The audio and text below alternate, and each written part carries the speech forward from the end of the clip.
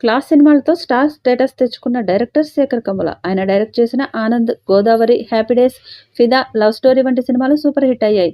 ఇప్పుడు శేఖర్ కమ్ముల దర్శకత్వంలో తెరకెక్కుతున్న మూవీ 'కుబేర'. ధనుష్, నాగార్జున, రష్మిక కీలక పాత్రల్లో నటిస్తున్నారు. ప్రస్తుతం ఈ సినిమా చిత్రీకరణ దశలో ఉంది. తాజాగా ఓ ఇంటర్వ్యూలో మాట్లాడిన శేఖర్ కమ్ముల ఈ సినిమా గురించి ఆసక్తికర విషయాలు పంచుకున్నారు.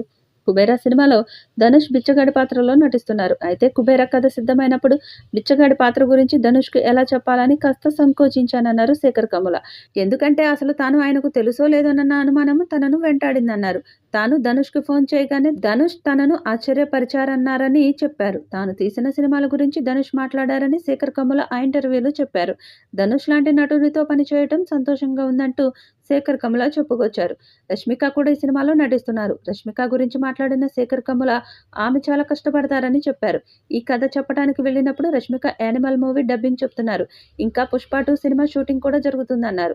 ముంబై నుంచి హైదరాబాద్‌కు విరామం లేకుండా ప్రయాణిస్తూనే ఉన్నారు.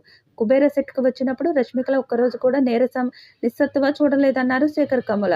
'కుబేర' సినిమాలో రష్మిక పక్కింటి అమ్మాయిలా కనిపిస్తోందన్నారు. ఇప్పటివరకు రష్మిక, ధనుష్ కలిసి నటించడం చూడలేదు. ఇందులో వారి స్క్రీన్ ప్రెజెన్స్ చాలా కొత్తగా ఉంటుందని చెప్పుకొచ్చారు. ఇదొక భిన్నమైన సోషల్ డ్రామా కథాంశంతో తెరకెక్కుతున్నట్లు ప్రచార చిత్రాలను చూస్తే అర్థమవుతుంది. ఇందులో ధనుష్ బిచ్చగాడి పాత్రలో కనిపించనున్నారు. రాజకీయ అంశాలకు ఇందులో పెద్దపీట వేసినట్టు తెలుస్తుంది. పైకి బిచ్చగాడిగా కనిపిస్తున్న వ్యక్తి ఎవరు? అతను ఎందుకు అలా మారాల్సి వచ్చింది? అతని నేపథ్యం ఏంటనేది ఆసక్తికరంగా చూపించబోతున్నట్లు తెలుస్తోంది. ఇందులో నాగార్జున ఈడీ అధికారి పాత్రలో నటిస్తున్నట్టు టాక్. ఈ సినిమాను సునీల్ నారంగ్, పుస్కూర్ రామ్మోహన్ రావు సంయుక్తంగా నిర్మిస్తున్నారు. ఇక దేవిశ్రీ ప్రసాద్ ఈ మూవీకి సంగీతం అందిస్తున్నారు. మొట్టమొదటిసారి శేఖర్ కమ్ముల పాన్ ఇండియా సినిమాను చేస్తున్నారు. మరి ఈ సినిమా ఎలాంటి సక్సెస్ సాధిస్తుందో చూడాలి.